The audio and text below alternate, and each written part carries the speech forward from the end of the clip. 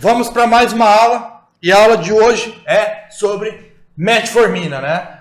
Muita gente conhece a metformina, muita gente utiliza a metformina em diversas situações diferentes, e hoje a gente vai entender o mecanismo de ação, as principais aplicabilidades dessa metformina, para não sair tomando de forma desnecessária ou achando que vai gerar algum efeito extra a mais.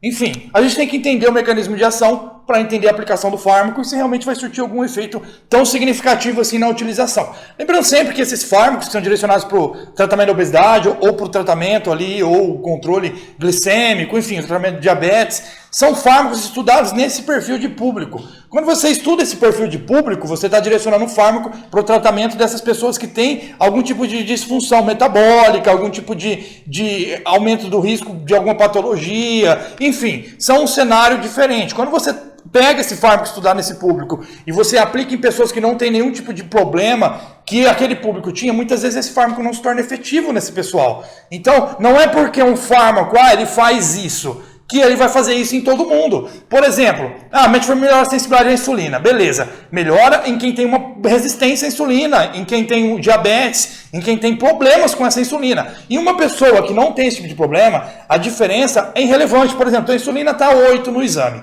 aí ela desce para 6. Isso vai ser impactante no físico? Eu sei que você está curtindo o conteúdo, mas eu tenho um recado rápido para você.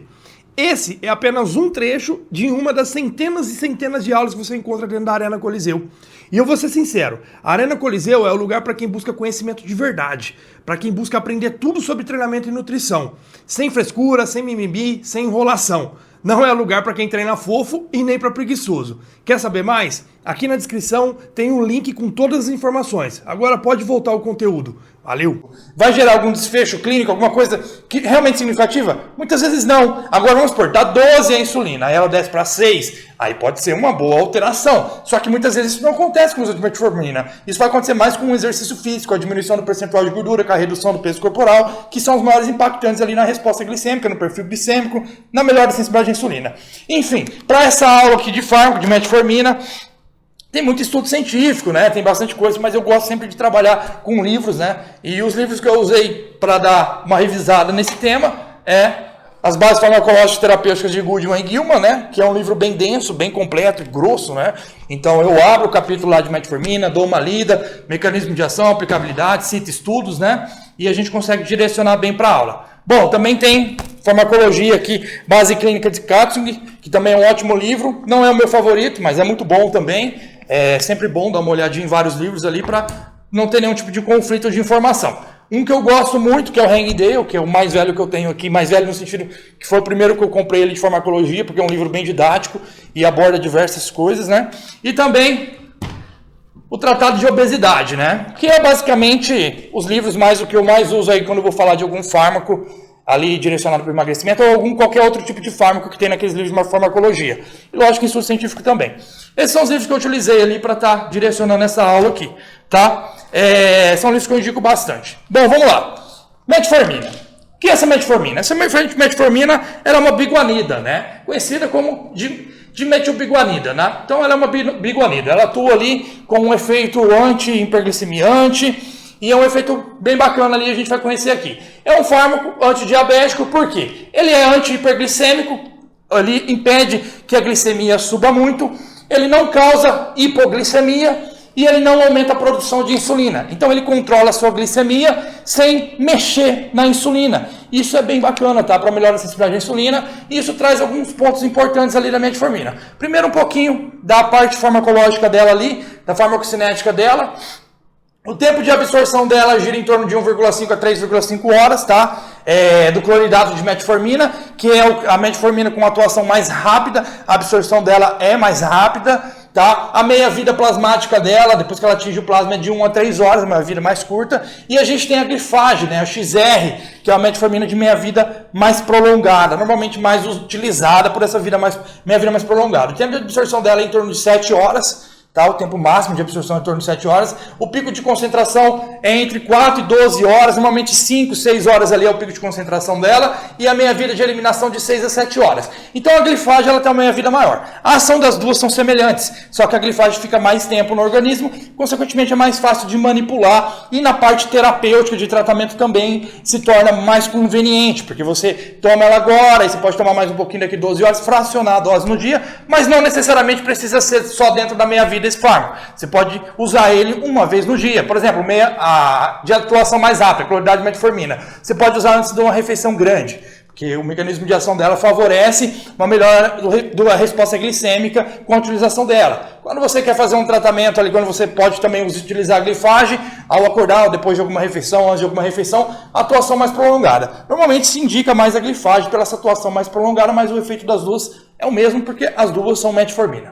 Tá? Normalmente a glifagem gera um pouquinho menos de desconforto gastrointestinal. Então vamos lá, qual é a atuação dessa metformina? O que ela faz ali no organismo? Primeiramente, ela diminui a síntese de glicose no fígado. O que isso significa? Ela inibe a gliconeogênese e a glicogenólise. O que é a gliconeogênese? É a síntese de glicose a partir de lactato, glicerol e aminoácidos. Se você impede, inibe essa gliconeogênese, consequentemente, você diminui a síntese de glicose a partir desses substratos não glicídicos.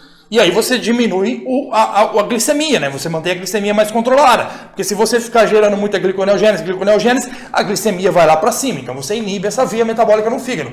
E também a glicogenólise, que é a quebra do glicogênio hepático para formar a glicose na corrente sanguínea. Então você diminui essa glicemia através da síntese de glicose no fígado, através da inibição dessas duas vias, favorecendo um controle glicêmico com o uso, com o tempo de ação dessa metformina. Tá?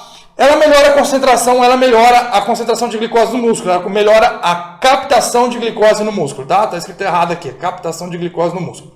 Deixa eu colocar aqui, para ficar mais interpretativo. Ela melhora a captação de glicose nos músculos. Por que isso acontece?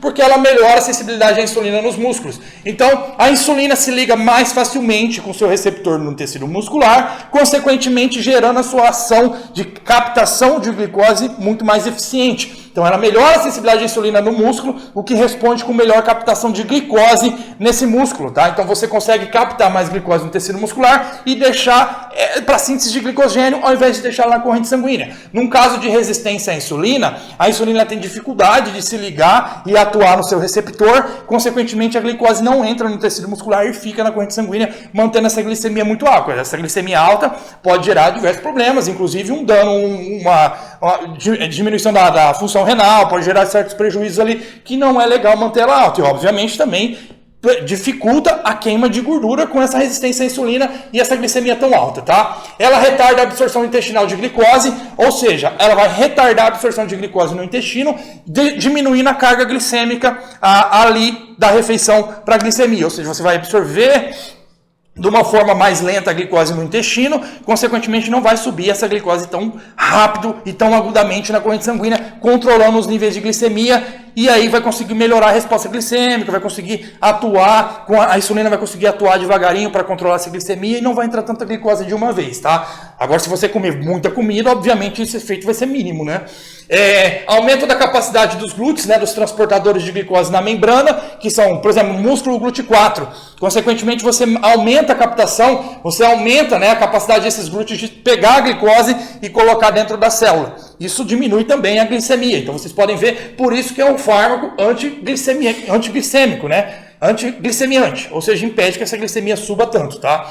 Ela inibe o complexo 1 na mitocôndria. Ou seja, se ela inibe o complexo 1 na mitocôndria, ela diminui a síntese de ATP. Se ela diminui a síntese de ATP, inibindo esse complexo 1 na mitocôndria, que está lá na fosforilação, na cadeia transportadora de elétrons, né? Então, ela inibindo esse complexo 1 na mitocôndria, ela vai aumentar a atividade da MPK. Por quê? Porque quando você diminui a síntese de ATP, você aumenta a relação AMP-ATP. Ou seja, você começa a ter muito AMP livre e pouco ATP, porque você aumenta essa relação AMP-ATP, consequentemente isso gera ativação da AMPK, né, da proteína quinase ativada por AMP, né? que é o AMP, que é a adenosina monofosfato. O ATP é a adenosina trifosfato, né? Que é a maior molécula energética ali do nosso organismo. Se você aumenta essa relação AMP e ATP, você ativa esse MPK.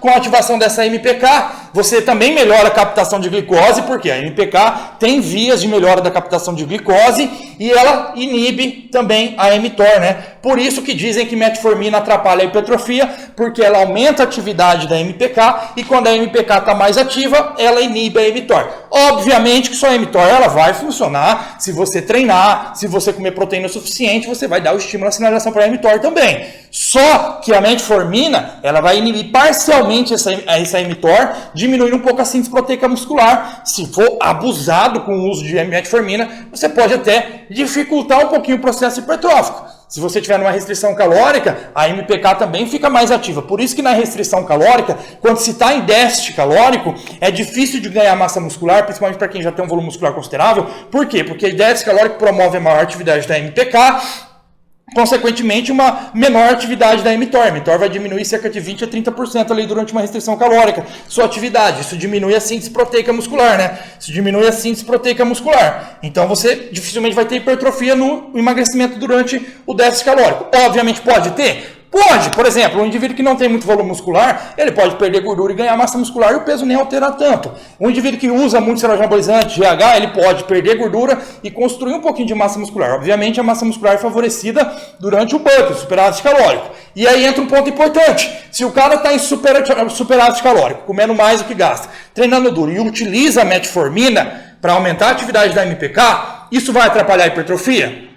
Acredito que não vai atrapalhar de forma significativa. Por quê? Por mais que ele está ingerindo a metformina para ativar esse MPK, está entrando muita caloria, está treinando duro, consequentemente a mTOR está ali sempre batendo ali na mTOR, ativando ela, e essa MPK vai ser praticamente irrelevante nesse contexto. Agora está numa restrição calórica, joga muita metformina de forma desnecessária, perdendo peso muito rápido, essa metformina pode até dificultar um pouquinho a sustentação